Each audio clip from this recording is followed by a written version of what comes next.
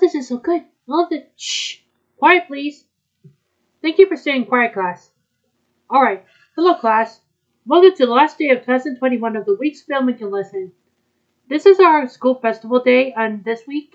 So you class can have the pre-production to do with the new title of this next year's series. It's called on YouTube. We'll start off with Koharu Minagi POV. It's called Finding Koharu. Finding Koharu is about Koharu Minagi, who wants to go to high school, but Yori Minagi goes to the outside world and talk about what we should do in the real world. But Koharu gets kidnapped by the dentist, and then dentist took Koharu into the place where she'd never get to school before. And so Hiyori Minagi and Koi are about to embark on the journey to find Koharu, and Koharu left alone with me. So she and me are my friends. So yeah, and then in the end of this episode, Hiyori Minagi and Koi were reunited with Koharu Minagi, and so she wanted to stay with Makoto, and Hiyori Minagi and Koi were joining in for Sharkima's and me as helpers. Alright. So first, we will be doing home video releases. We'll look up on 2021 in home video, and we'll go to 2022 in home video by next year. So here comes the last part of this home video releases.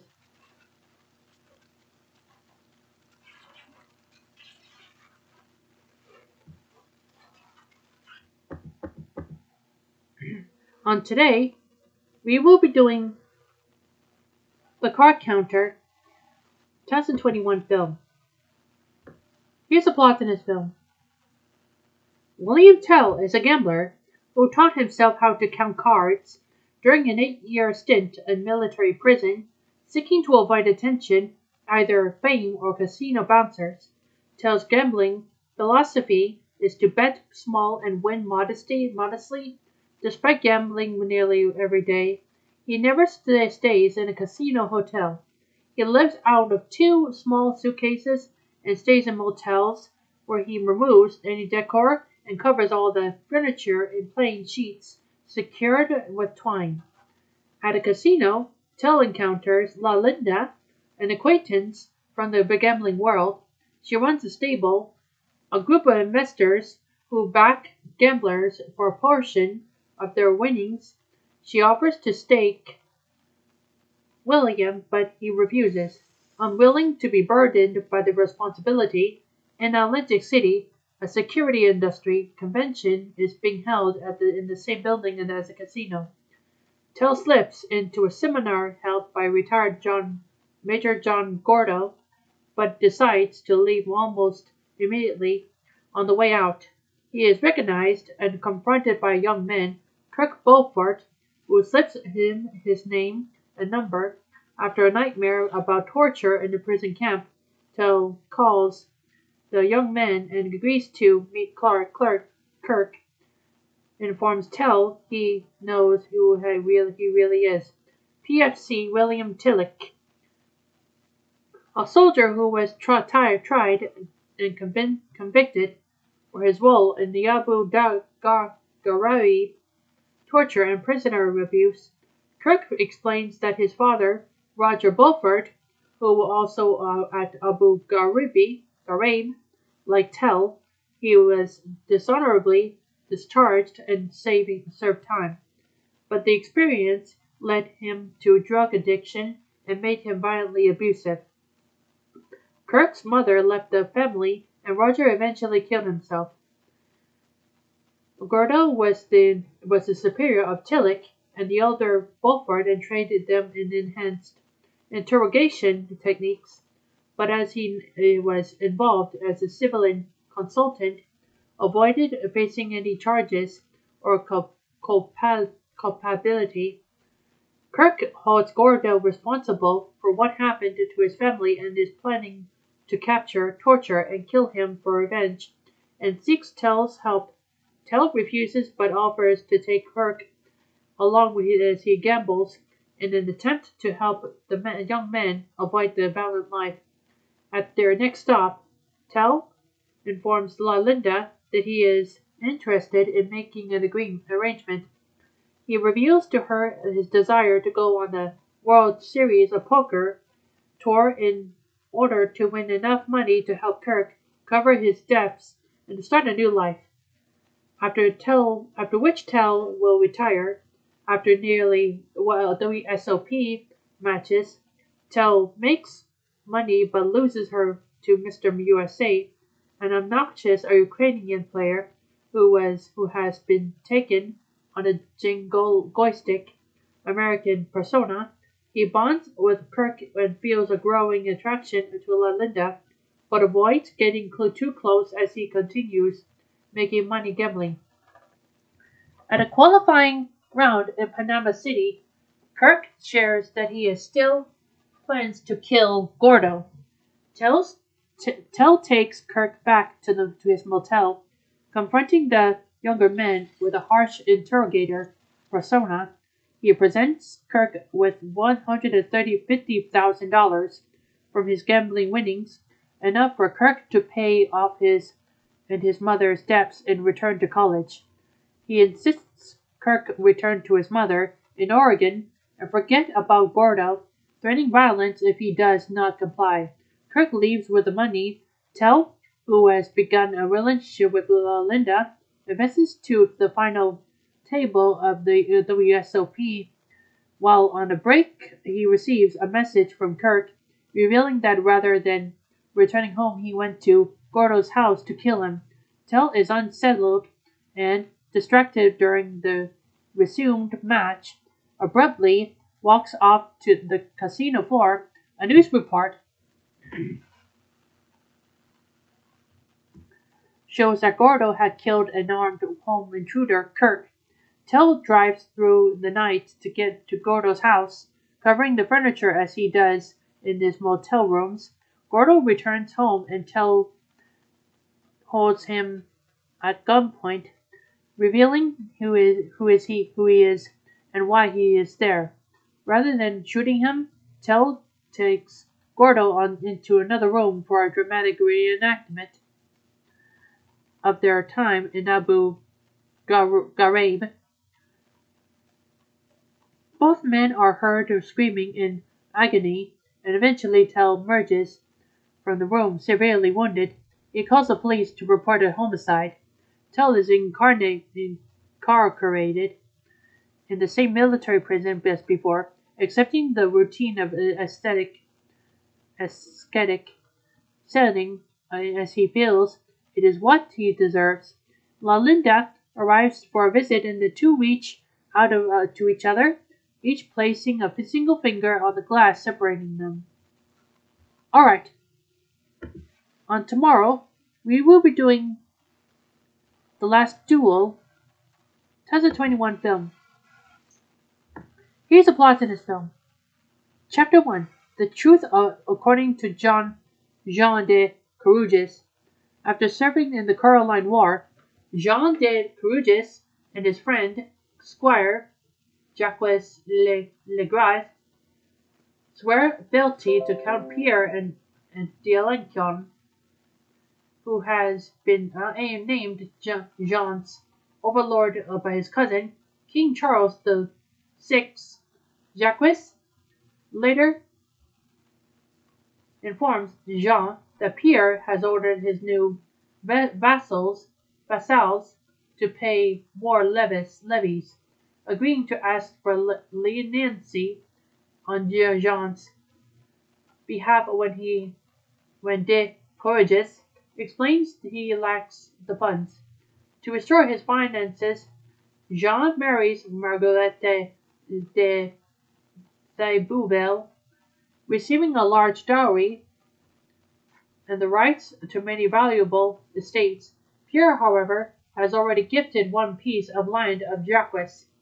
When Jean sues for the land to be given to him. King Charles dismisses the suit. Pierre retaliates by appointing Jacques to the captaincy of a fort that Jean's family had held for generations. A military campaign in Scotland leaves Jean knighted for bravery but bankrupt. When he comes home from a visit to Paris, Marguerite tells him that Jacques raped her while she was home alone. Knowing that Pierre protects Jacques, Jean resolves to challenge him to a duel to the death, a request which Charles VI grants. Chapter 2. The Truth According to Jacques Legras. Jacques wins Pierre's trust by using his knowledge of accounting to organize the account's finances, earning him a position at court. Upon meeting Marguerite, Jacques falls in love with her and becomes convinced that she loves him after she shows him kindness. And while Jean is away, his mother takes the servants to help her with errands. Leaving Marguerite alone, Jacques has his servant knock on the door. Claiming his horse has thrown a shoe, she allows the man in, but he is followed quickly by Jacques, who sincerely declares his love for Marguerite. She insists she is married and orders them to leave. Instead, Jacques follows Marguerite as she removes her shoes, backs upstairs, and enters her bedchamber, where he seemingly persuades her to have rough sex.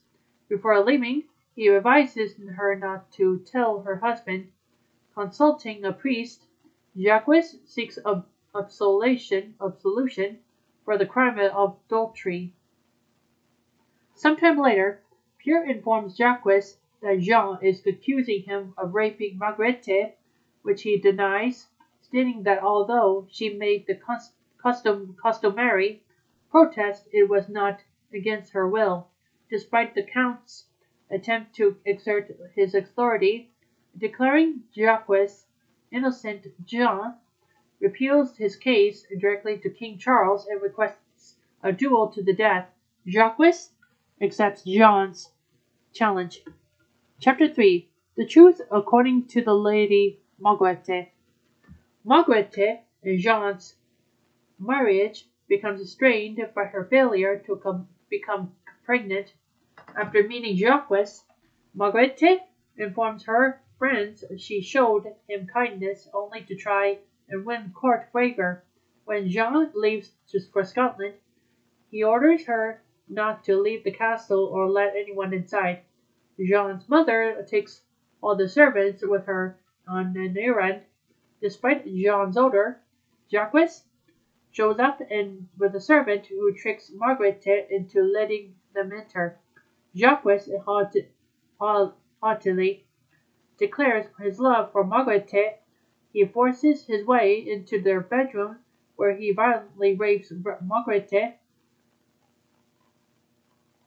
When Marguerite's husband returns, she tells him what happened. After violently questioning whether she is telling the truth, Jean becomes convicted that Jacques raped Marguerite to insult him specifically, and insists that Marguerite immediately have sex with him so that Jacques will not be the last man that knew her. Marguerite's friends abandon her, believing her to be lying to cover up an affair due to her having previously remarked on Jacques' handsomeness, while Jean's mother later insists Marguerite drop her accusations and abide any consequences so her son might be spared court's judgment, citing a previous occasion in her youth when she herself was raped. At Jacques' trial 6 months later, a now pregnant Marguerite remains resolute that she is telling the truth. While the court implies that Jacques is the father of her child, Charles VI grants Jean's request of a duel to the death. Marguerite confronts Jean for not telling her that she wants. she would be burned alive if he failed. Margrethe gives birth to her son days before the duel is set to take place. The duel begins with Jean and Jacques jousting until both men lose their mounts and fight hand to hand. Jean is stabbed, but eventually manages to pin down Jacques. He demands that Jacques confess her face damnation, but Jacques claims his innocence, generally believing he did not rape her. Jean kills him. Jean basks in the glory of his victory, while Margrethe follows quietly behind. A textual epilogue reveals that Jean died fighting in the Crusades. A few years later, while Margrethe continued managing his estate and lived in peace for the remaining 30 years in her life, never marrying again. Alright. On Wednesday, we will be doing the Mitchells versus the Machines 2021 film. Here's a plot to this film. Katie Mitchell is a quirky, aspiring filmmaker in Kentwood, Michigan, who often clashes her nature-obsessed with technophobic father, Rick, and has recently been accepted into film school in California. The evening before Katie leaves, Rick accidentally breaks her laptop after a fight over one of Katie's previous short films, leading the family to fear their relationship will forever be strained.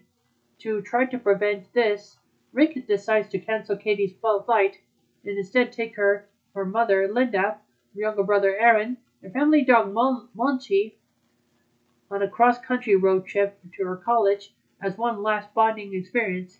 Meanwhile, technology entrepreneur Mark Bowman declares his highly intelligent IPAL obsolete as he reveals a new line of home robots to replace her. In revenge, PAL orders all the robots to capture humans worldwide and launch them into space. The Mitchells manage to avoid capture at a road stop cafe in Kansas. Rick decides that his family should stay put in the cafe for their own safety, but Katie convinces him to help save the world instead. They meet two defective robots, Eric and Deborah 5000, who tell the family they can use a kill code to shut down PAL and all the robots. The Mitchells make it to the mall in eastern Colorado to upload the kill cow code, but PAL chip-enabled appliances attempt to stop them. Katie tries to upload the kill code, but is stopped when the giant Furby pursues the family. They ultimately trap and defeat the Furby, destroying the PAL router in the process, which disables the hostile devices but stops the kill code from uploading. On the way to Silicon Valley to upload the kill code directly to PAL, Linda reveals to Katie that she and Rick had originally lived in the cabin in the mountains years ago, as it was his lifelong dream before he gave up on it. Upon arriving in Silicon Valley, the Mitchells disguise themselves as robots and head to PAL Labs HQ to shut it down. But PAL manipulates them by revealing surveillance footage from the cafe of Katie, telling Aaron in secret that she was pretending to have faith in Rick, so that he would take them to upload the kill code. As a heartbroken Rick sees this, the Mitchells fail to reach PAL's lair, and Rick and Linda are captured by PAL's stronger and smarter robots. PAL then reprograms Eric and Deborah Bot to obey her, while Katie, Aaron, and Monchi escape. Katie discovers Rick's recordings of her childhood on a camera, realizing that Rick gave up on his lifelong dream to give his daughter a normal life. In the meantime, Rick reflects on his actions after seeing one of Katie's boy videos that mirrors his relationship with Katie. Reinvigorated Katie and Aaron infiltrate PAL Labs HQ again, this time using Monchi to malfunction the robots, as his appearance causes an error in their programming. With help from Mark, Rick and Linda free themselves and plan to upload Katie's home movie of Monchi to short-circuit the robots. However, Rick is numbered by the robots when he is about to upload the video, while Katie and Aaron are captured. Facing PAL to justify saving humanity, Katie explains that no matter how hard her family struggles, they will always stay connected despite how different they are. PAL rejects this reasoning and drops Katie from her lair. Eric and Borabot, having been inspired by Rick's reprogramming himself that allowed him to use a computer, revert to their malfunctioning states and upload Katie's home movie, saving her and helping the rest of the Mitchells. The family bands together to fight the rest of the robots. Katie eventually destroys PAL by dropping her into a glass of water, freeing all the humans and disabled the remaining robots. A few months after the uprising, Katie and her family arrive at her college as she shares one last goodbye with them.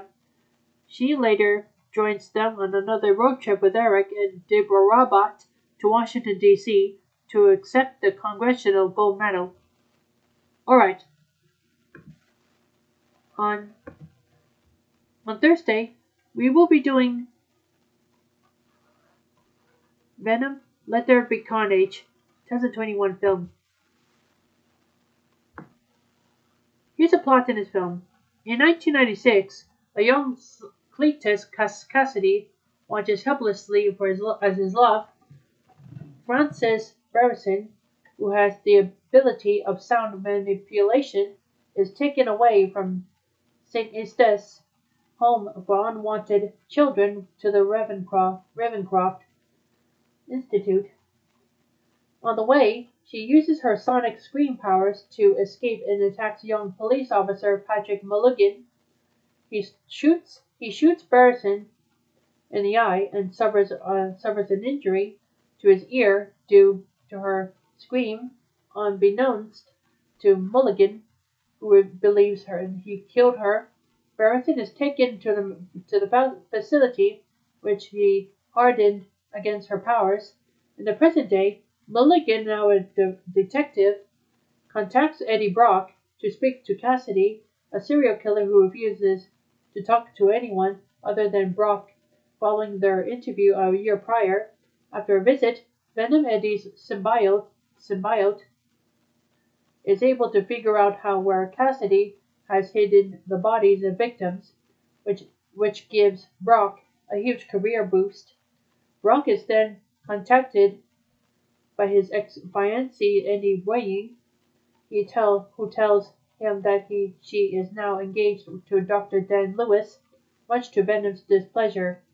Cassidy, who has found guilty of his crimes and earlier sentenced to death by lethal injection, invites Brock to San Quentin State Prison, where Cassidy is detained on death row, to attend in his execution. However, Venom is provoked to attack Cassidy via insults towards Brock. Cassidy bites Brock's hand and ingesting a small part of a symbiote. Back home, Venom, wanting more freedom to eat criminals, has an argument with Brock, and the two end up fighting until the symbiote detaches from his body. They go their different ways. Cassidy's execution fails when a red symbiote emerges and blocks the injection. He introduces himself as Carnage and goes on a violent rampage through the prison, freeing inmates and killing guards. Cassidy and Carnage then make a deal. Carnage will help Cassidy break up Barrison from Ravencroft, and Cassidy will help him eliminate Brock and Venom Mulligan visits Brock at home and warns him about the situation. In Ravencroft, Cassidy frees Barrison, and they travel to their old children's home to burn it down. Mulligan, suspicious of Brock due to his interactions with Cassidy before Carnage emerged, takes Brock to the police station. Brock refuses to answer Mulligan's questions and contacts Wayne as his lawyer. Brock reveals that Venom has separated from him and needs the symbiote to fight Carnage together. As Venom makes his way through San Francisco by hopping from body to body, Wayne finds and convinces him to forgive Brock. She bonds with Venom and breaks Brock out of the police station. Brock and Venom make amends and bond again. Cassidy takes Mulligan hostage. Barrison captures Wayne after falling in to find Brock. Barrison gives Lewis information on Wayne's whereabouts, and he gives it to Brock. Cassidy and Barrison plan to get married at the cathedral, where Venom appears and fights Carnage. Barrison similarly kills Mulligan by hanging him onto a chain. Venom holds his own against the Spawn, but he is eventually overpowered brutally by Carnage, and the latter decides to kill Wayne atop the cathedral. Venom manages to rescue Wayne in time and provokes Barrison to use her powers again. Her sonic blast causes both symbiotes and separate from their hosts. As the cathedral collapses and a falling bell kills Barrison. Venom saves Brock by bonding with him before the impact. Carnage tries to bond with Cassidy again, but Venom divorced the symbiote. Cassidy states that he only wanted to be Brock's friend, but Venom bites Cassidy's head off while Brock, Venom, Wayne, and Lewis escape. A still living Mulligan's eyes flash blue. Brock and Venom, now fugitives, decide to take a vacation while they ponder their next steps. As Venom tells Brock about the symbiotes' knowledge of other universes, and a blinding light transports them from their hotel room to another room, and where they watch Jonah Jameson reveal Spider-Man's identity as Peter Parker on television. Alright.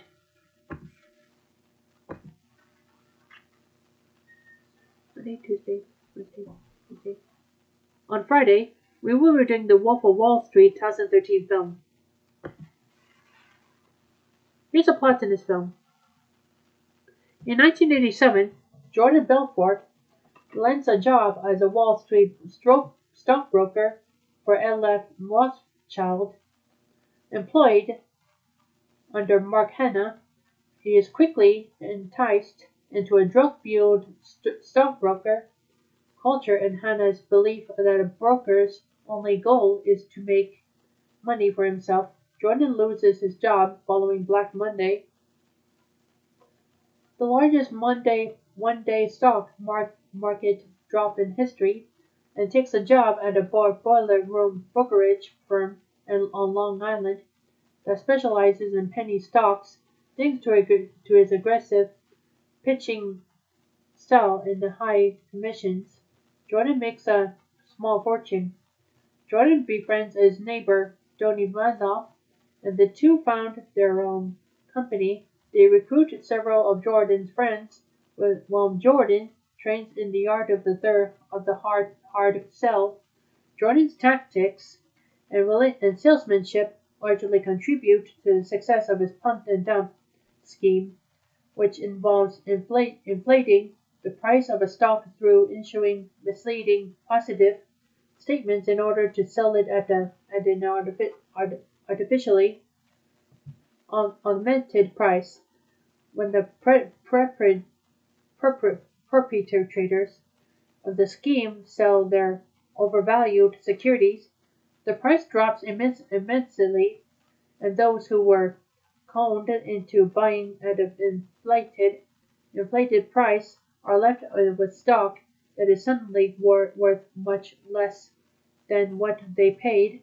To cloak this, Jordan gives the firm of the respectable sounding name Stratton Oakmont in 1989. After an expose in Forbes, hundreds of ambitious young financiers flock to his company. Jordan becomes immensely successful and slides into a decadent lifestyle in prostitutes and drugs. He has an affair with a woman named Naomi LaPaglia.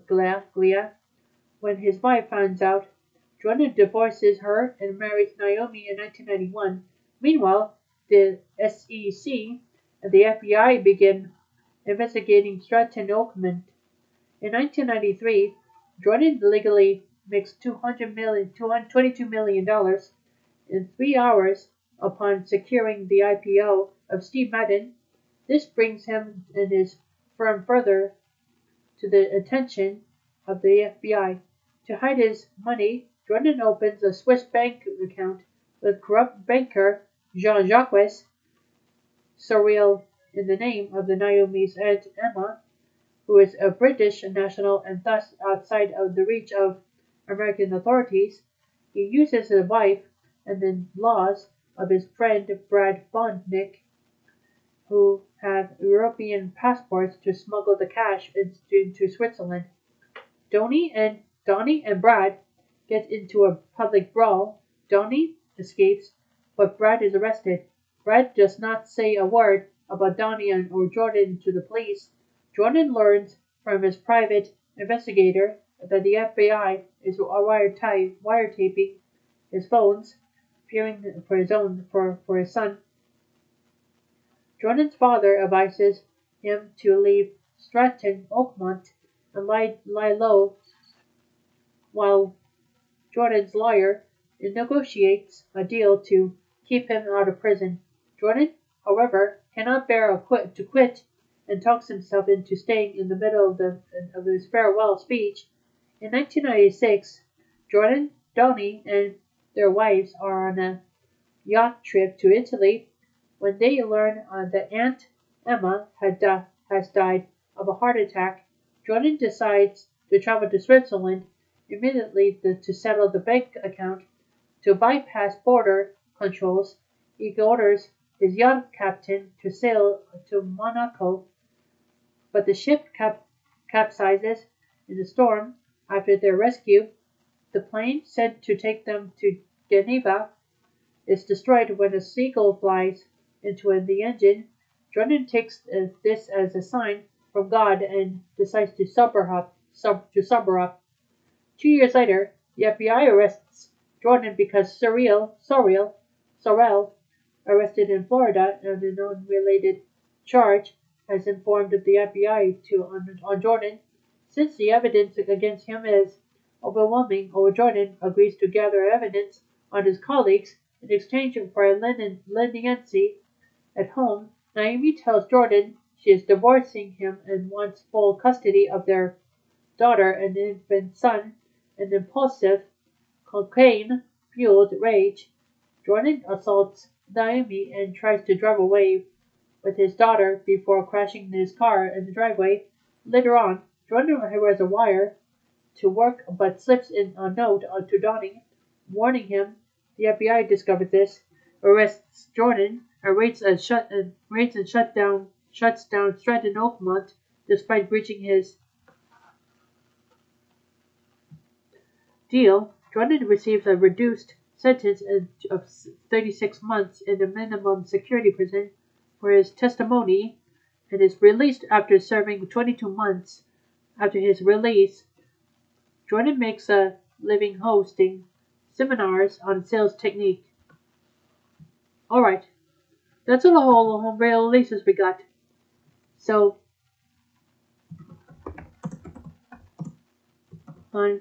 second, we will be doing TV series Overhaul releases. It is about K-On! Episode 2, Instruments. As they go looking to buy a guitar, Yui is drawn to a Gibson Les Paul which, to her dismay, has a price of tag far beyond her current budget. The girls decide to get part-time jobs, but is unsuccessful in earning enough to augment her funds. Yui then suggests that the others keep that they earned and decides to become Candid. With a cheaper guitar, when Yui is drawn again to the Les Paul, Sumugi rises up to the occasion. And number 9. New club member. Azusa officially joins the club, but is shocked to find everyone drinking tea and getting cake instead of practicing. She yells at them when Sawako tells her off for actually practicing, but Yui manages to calm her down with a surprising tactic.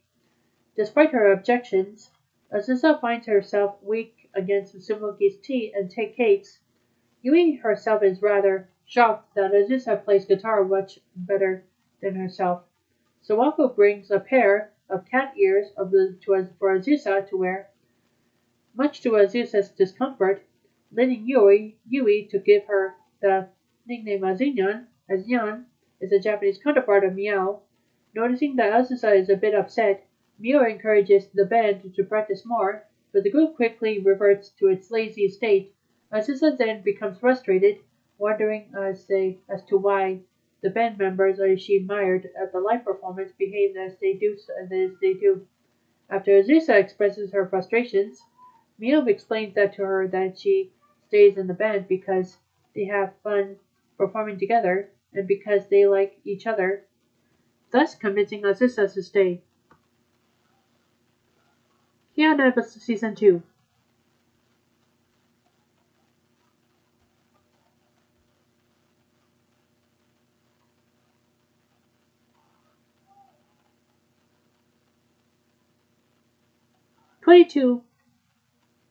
Episode. As the seniors prepare for their entrance exams, Azusa decides to make them a chocolate cake for Valentine's Day, getting Ui and June to help. When the day comes, Azusa becomes nervous about presenting the cake to them and is also worried about their impending graduation. However, her friends encourage her and the cake is well received, even getting a speedy white day gift from Yui. The next day, Azusa makes an expensive prayer at the shrine for the girls' success, and later receives a word that they have all passed their entrance exams. Alright. That's all the home video releases we got. That's all the TV series horror home releases we got. So third, we will be doing Emma Monkey Pictures and Roman Cow Productions and Dr. T's Company shorts. It is about Tom and Jerry. The last one for 2021. The Little Orphan on April 30th, 1949. Here's a plot in the short. Jerry is sitting on a mouse-sized chai longu, reading Good Mousekeeping and eating cheese, which he is pulling off a mousetrap that has been set just in front of his mouse hole. When his doorbell rings, he opens the door, but it does not see anyone. Nibbles zips through the door under his nose. Jerry shrugs in confusion, but then turns to see Nibbles pulling on the cheese in the mousetrap. He whisks him away just before it springs. Jerry then finds a note pinned onto Nibbles' red scarf, which matches his cap, both trimmed with white fur. Nibbles is the orphan who Jerry had agreed to host for Thanksgiving. A postscript on the note warns he is always hungry. Jerry's cupboards are empty, so he carefully leaves Nibbles to a big bowl of milk in front of where Tom is sleeping peacefully. Jerry warns Tim to be quiet and holds him over the bowl. Nibbles takes a nice loud slurp, awaking Tom just as Jerry pulls Nibbles back into hiding. Tom does not see anyone, so he slurps his milk and goes back to sleep. Jerry holds Nibbles out to catch the last big drop that falls from Tom's whiskers, but the bowl is now empty. Then Nibbles sees Mammy Two Shoes places large turkey on the already leaden table. Jerry climbs up to the table and drops a long piece of spaghetti, which Nibbles slips his way up. Nibbles begins to eat 3 bites of all kinds of food and a Kindle, but Jerry again saves him from disaster when, bouncing off a gelatin or jello, he almost lands in the piping hot soup. Jerry takes decorations from the table and dresses himself as a pilgrim with a hat and blunderbuss, and Nibbles follows in examples. Nibbles then takes a whole orange in his mouth, swelling his head, but Jerry hits Nibbles on the back of the head, causing the orange to fly out of Nibbles and into the sleeping Tom's mouth, then rebounding back and forth in his guts, thoroughly waking him up. Tom, seeing the mice getting into the Thanksgiving dinner, puts on a feather duster, first as a general camouflage, but then as a Native American headdress. Tom approaches Nibbles, who points his toy blunderbuss at Tom. Tom lowers his chin, knowing this will not hurt him. What really comes knocking the feline out of his bliss is Jerry popping a champagne cork, which hurts into his face.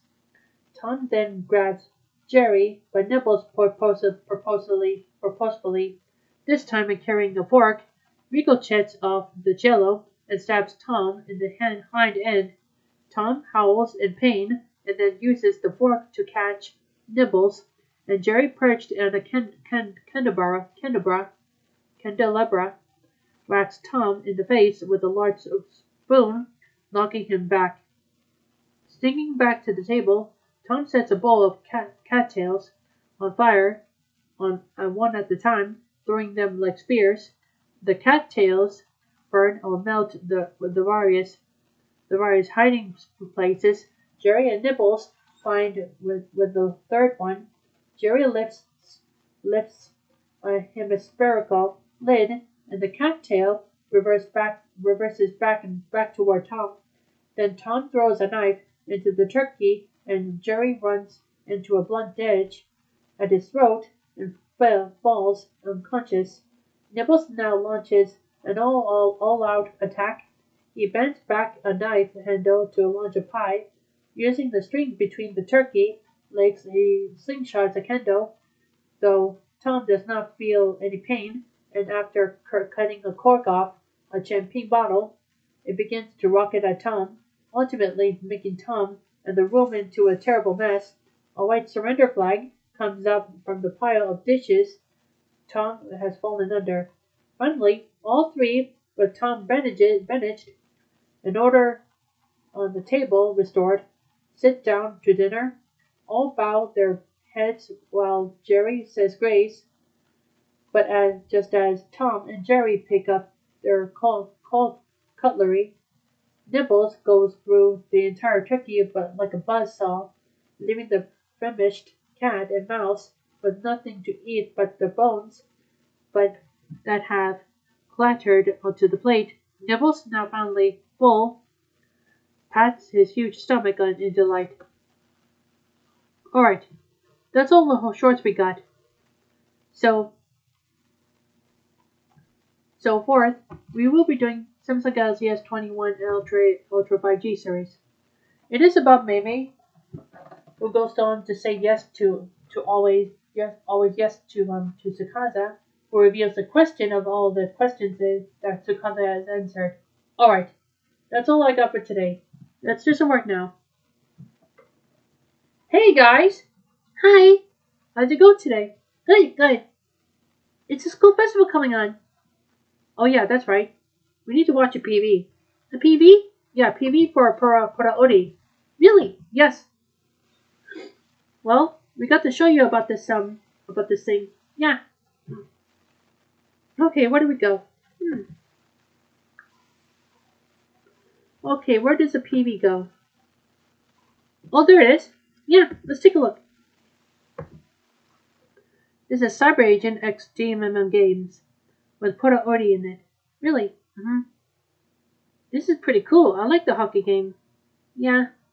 Nico Dream Monkeys. Now Small Princess. What does that mean? Don't know. It's glorious days. Dream Monkeys. Okay. Looks like all the characters have appeared. Yeah. Looks like the old characters have appeared as a new one. Yeah. They like it. They like it too. Snow White. Ice hockey. They're all Snow White characters too. Yeah. Ice Rabbits. Now they're with the new characters. They have been revealed to this day. Wow. They're called Ice Rabbits, a Snow White, and Dream Monkey. Yeah. Now they're playing the game for the card games. So they're playing hockey. Yeah. Now they're joining up for the games in there. Yeah, they're joining games, huh? They're joining the games, yeah. Wow. I never knew the screenshot was really good too. Yeah, they do. Are they gonna play in Canada? Oh, yeah, play in Canada, yeah. They do it in the first episode and then they win. Really? Did the girls win? Look at all the characters. Wow, they love it. I love it too. This is Small Princess right now. By game with the Google Play too. Okay. And that's all we got. Yeah, that's good. Alright. Let's go and have some fun at the school festival. Okay, good. See, isn't this great? Yeah. Looks like a haunted house. Let's go inside the haunted house, okay? Okay. You sure you don't want to be scared? No? Okay, let's go. Wow. This is like it's really scary in there. How come Phyllis is scared of it? Well, the first time, me or Akiyama was scared of the haunted house. Because Rita Tanaka invented it. Really? And Tsumuki's in there, tried to scare Mio. But Tsumuki's a nice girl. Really? So, whoa! You okay? Yeah, okay. I got a little bit scared, that's all. I'm not scared at all. See? Well, you're not scared at all, right? I'm a little bit too scared, but I'm not. Okay. Ah! Okay. I think I'm a little bit scared now. Cool. Okay. Just a little bit, okay? Okay. Oh, yeah, we should go to Parliament Hill Dance, right? Oh, Parliament Hill Dance? That's for Friday. Yep. Okay, that's good. That's good, Kairoka Yanagita. You gonna join in? Yeah, I can join in. Okay. It looks like, whoa! You okay? Yeah, okay. What about you, Kairoka Yanagita? You're not scared at all? No, I'm not scared at all. It's just how scary it is. Yeah. It's a scary haunted house, so it's okay. Ah, we're finally out. Yeah, we're finally out, huh? It's only 47 minutes long, so I joined the teaching class. Yeah. Okay, anyway, let's turn off anyway, okay? Okay, good.